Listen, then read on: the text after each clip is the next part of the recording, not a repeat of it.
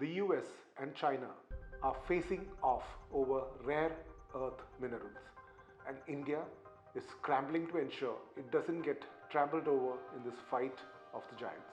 Now, for context, China dialed up its sheer dominance in the rare earths sector into strategic power play last week when it placed additional restrictions on its export. Countries could not get them for military or intelligence use. And this, of course, set the stage for another round of tariff tirade from the US, with President Trump threatening to impose 100% tariffs on imports from China into the US if the People's Republic did not see reason. Now, if you still don't know what is the big deal with rare earths, these are critical for big-time tech applications for anything from batteries that run electric vehicles to smartphones to solar panels.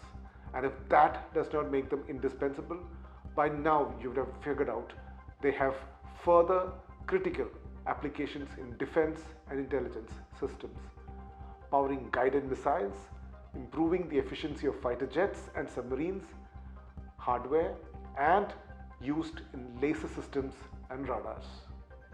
Now, China is calling the shots here because though it just has about half of the total rare earth deposits in the world, its stranglehold on the scene stems from the fact that it has the most advanced technologies related to rare earths, that more than 90% of its refining is done in China.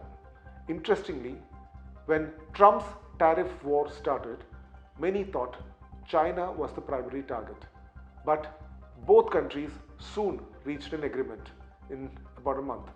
It is believed that it was based on agreeing to exchange the two much in demand items that both countries had and the other needed. The US had AI chips, which China desperately wanted, while China had rare earths that the US wanted. Quid pro quo. That truce now lies in tatters, and it remains to be seen whether Washington and Beijing will be able to rework that earlier magic in time for the August 1 deadline that the US president has set. Meanwhile, India is at a loss.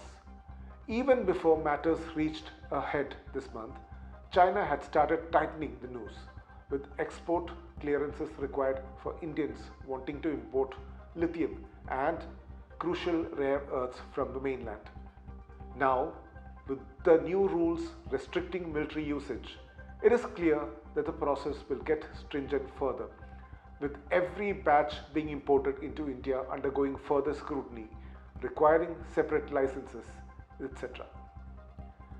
The Indian government had launched a national critical minerals mission earlier this year and is now calling on the private sector to chip in for a national critical mineral stockpile.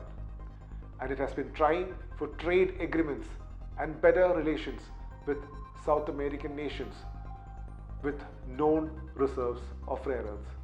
And additionally, recycling of existing batteries once they reach end of cycle will be much more intensive. But will it be enough? India imported more than 2,200 tons of rare earth last year, and this requirement is set to at least double by the end of this decade.